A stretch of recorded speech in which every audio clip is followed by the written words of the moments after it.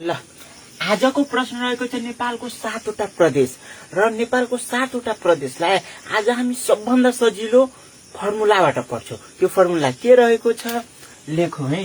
त्यो फर्मुला कोमल बागा लोक सिम्पला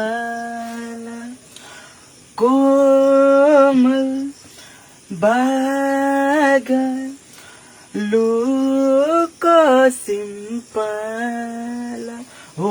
यो कोबाट कोशी प्रदेश, मबाट मधेस प्रदेश भन्छ प्रदेश, बाबाट बागमती प्रदेश, गबाट गण्डकी प्रदेश,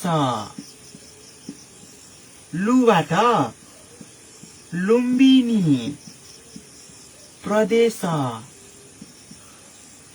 कबाट कर्णाली प्रदेश र लास्टमा सबाट, यसबाट स र सबाट सुदूर पश्चिम प्रदेश कोमल बागा लोक सिम्पल हो। यो कोमल बागा लोक सिम्पलको सबभन्दा सजिलो फर्मुलाबाट आज नेपालको 7 वटा प्रदेशलाई हामी सजिलो तरिकाले बुझ्यो र यसरी बुझ्नुभयो भने दिमागमा लाइफ टाइमसम्म बस्न सक्यो र पढ्नमा पनि हामीलाई के हुन्छ सजिलो हुन्छ र पढ्नमा पनि मन लाग्न थाल्छ।